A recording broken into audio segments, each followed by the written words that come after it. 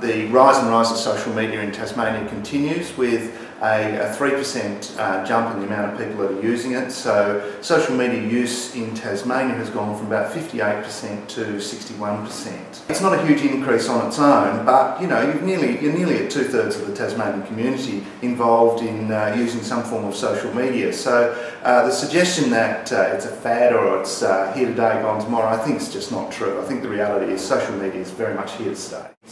49% of the community using Facebook, closely followed by YouTube at 47%, and then we have Google Plus, which is at 12%. Now the interesting thing is with Google Plus is last year we did a survey, it didn't even exist, so that's a huge increase.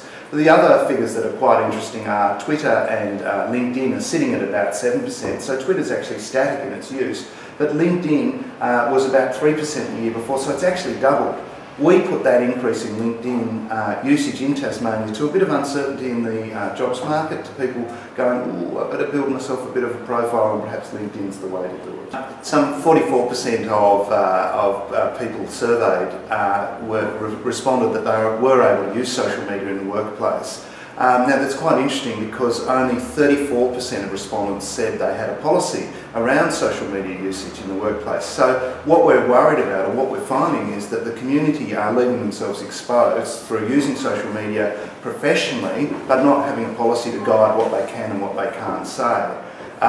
Of the respondents that we spoke to, some 26% said they do use social media as part of their job. Now that's a huge increase on last year. Last year it was about 17%, so there's been a 50% increase in people using social media for work. But if they don't have any policy or guidelines in place, they can absolutely come a cropper, both from an employee point of view and also from an employer point of view.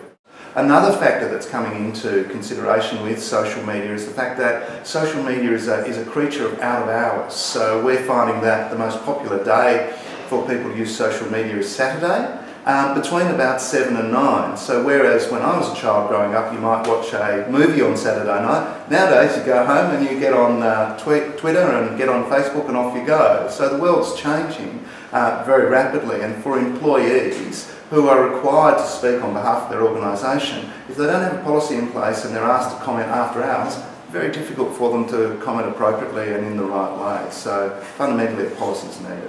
It's clear from the increase in numbers of people required to use social media as part of their work, which has increased from last year from 17% to 26%, that people are realising that it's an important tool for business. And frankly, if you're not using social media for your business, then you run the risk of having to play catch up at a later date, or frankly just being left in the wake of other organisations. We've worked with some organisations through this business. We've seen them triple their sales through the effective use of social media. You can't sort of stick your head in the sand anymore. You've got to deal with social media.